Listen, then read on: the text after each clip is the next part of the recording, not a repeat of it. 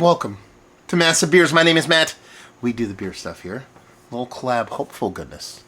In the form of Forest and Main Brewing Company and Other Half Brewing. This is their Brough Bones. This be a double IPA brewed in collaboration with Other Half, Philadelphia. Hopped with cashmere, citra, and motueka. Brewed and packaged Forest Main, Ambler, PA. 8% alcohol by volume. I love Forest and Main. Mostly for the more classical stuff that they do. When I used to live in PA, I was quite a bit closer to... Actually, you know what? That might be a lie. When I lived in Northeast PA, I lived 2 hours away from... Almost 2 hours away from Forest and Main. I probably lived the same amount. But I have to cross over a weird part of PA, and it just sucks. Anyway. I used to go there quite a bit. Not quite a bit, but every so often, just because it was just a straight shot from where I lived on the same road, highway, boom, you're there. And they do a lot of, low ABV, lagers, ales, hand pull casks and stuff like that. But they do hazies too. But it's been a while since I've had anything from them, and I haven't been to the brewery in quite some time. I popped over in Pennsylvania, actually, to do a little bit of bottle shopping for a share I was going to, and they had a couple Forest and Main jams, and I was like, well, I would kick myself in the ass if I did not buy some. That's where I got this, off the shelf, in Bethlehem, PA. So Brough Bones, double IPA. This has no date in can. I did go to their Instagram, which I'm looking at right now, and they posted something about this beer coming out on November 14th, 2023. It is the 9th of December, so you're talking about, 3 weeks old. As per the, words are hard, the social media post. Jesus Christ. So this is this is a double IPA. Okay? Says nothing about what kind of double IPA. You see Other Half, you think double IPA. Okay. Big hazy. That, my friends, is clear beer. Clear beer. I'm almost 100% positive that this beer gets refrigerated at the place that I purchased it when it arrives. Even so, 3 weeks would not turn a hazy to something clear and crisp and beautiful like a frickin' amber snow globe like that. So we're dealing with like West Coast IPA. It could be Midwest IPA too. It could be in the vein of Two Hearted or something like that. But that looks like West Coast all the way to me. But it could be just a cool, clear, crisp with new school hops. I mean, it tells you it's new school hops: motueka, citra, cashmere. So I'm really curious to see how this tastes. Got a bug in there already. So yeah. Amber, beautiful snow globy carbonation, super soapy, creamy head. It's probably white as white could be, but it just, since that beer's so clear, it's probably just radiating that golden amberness through it. Let's get a nose.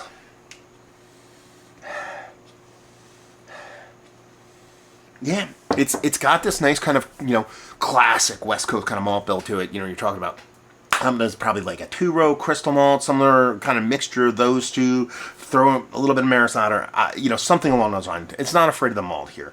It's hiding its ABV well. It doesn't come off with like a huge kind of booziness or anything like that in the nose, but I think we're going to make up for a little impact on the taste. Hops-wise, it comes off bright. It doesn't come off West Coasty. There's no kind of precursor of big resinous dankiness or anything along those lines. But you have this nice, bright, fruity hoppiness, but it's not juiciness. It's just this bright, old school beer. It's old school IPA, but it's old school West Coast malt bill sensibility with new school hops, but still in that kind of hopping technique of what you do. There's whirlpool involved here. This is not a big dry hop beer by any stretch of the imagination. This is in the boil. This is in the whirlpool. This is, this is old school in its construction. So we're just going to dive in. Cheers, y'all.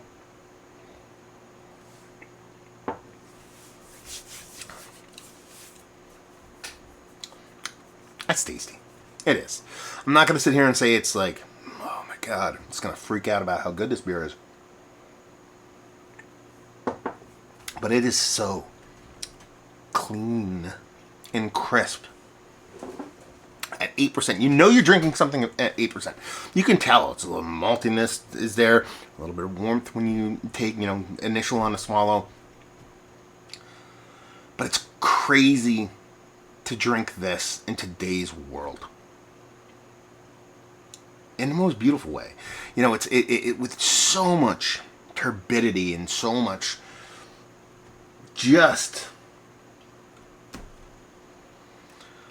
everybody pushing in one direction to get this kind of beer in collaboration with a brewery that, you know, they make their West Coast IPAs. It's not like Other Half isn't foreign to this, but it's just a cool kind of mixture and then a cool product and a cool endpoint.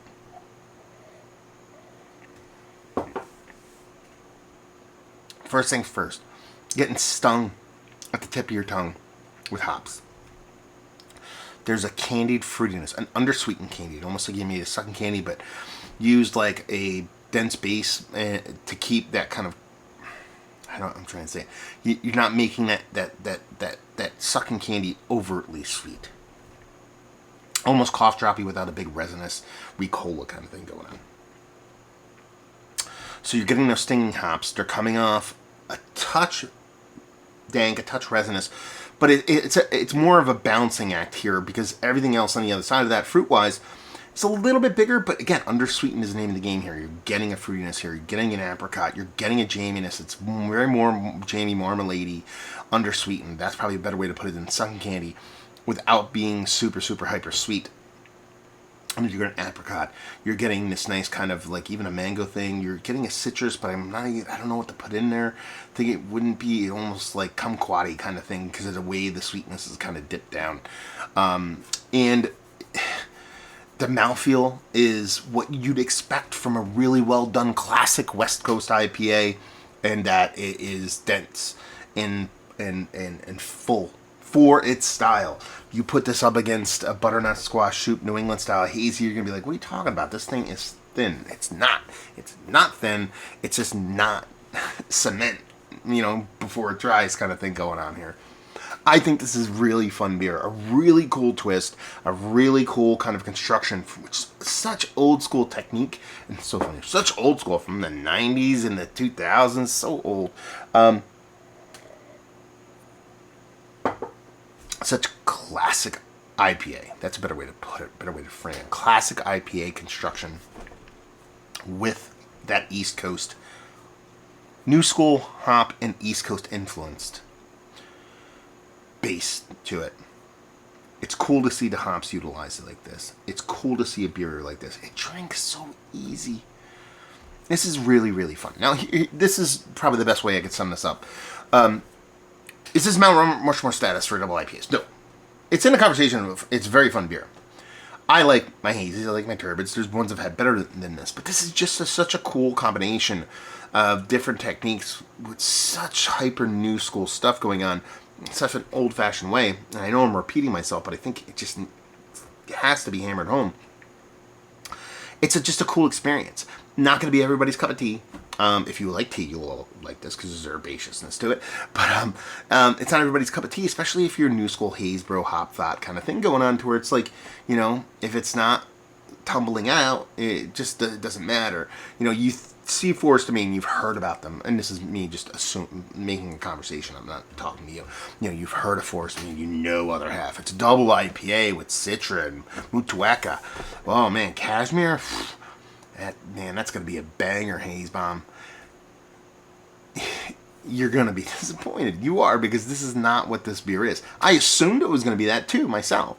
The second I started pouring, I'm like, okay, I get what they're going here, and I like where they took it. And it becomes a really cool conversation in the sense that, you know, like I said, Mount Rushmore status, one of the better ones I've had as of late. No, but it's great, it's tasty, it's leaning towards the top. Value availability.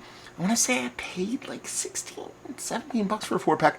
Or no, I got a single. I bought the single, sorry. $5 for a single, which is probably like $4 if you knock $1 off. So it'd probably be more like $16 for a 4-pack. You pay that dollar premium. And leave you with, if you like what we like this. That's a conversation I want to get to. If you like old school, new school, old school beer. You know, if you really enjoy, you know, Two Hearted, old school West Coast, old school East Coast IPA, and you really enjoyed the new hop explosion. You liked the, again, not to keep banging these breweries when I talk about these beers, but the Lawsons of the world, the Fiddleheads of the world, the Alchemists of the world, what they were doing at the Get with these new school hops, it has a much more akin to do with those worlds as opposed to getting to that next stretch, going to that kind of treehouse Trillium era. It's before that. So if you dig on those beers, you'll dig on this. Not that you can't like new stuff and like this too, but this is like almost like, you know, homebrewers like this. That makes sense to me out there. Anyway, it's delicious. I think it's tasty. It has this cool fruitiness going on, a nice herbal component to it, tea-like, tannic-like herbalness to it, full mouthfeel for its style, super hyper, clean, like technically razor sharp beer. Just really tasty stuff. Forced me on that, Philly. Have you been to those breweries? Have you had their beers? Have you had this beer? I'm really curious to see if you've had this beer. And the conversation is of if you've had it and you thought it was going to be a hazy maybe or something like that. And how did it land for you? Basically, any of that conversation, all that fun stuff down there. Hopefully you enjoyed the review. Hopefully you're enjoying a little bit of clear beer right now. Hopefully see you next time. Cheers, y'all.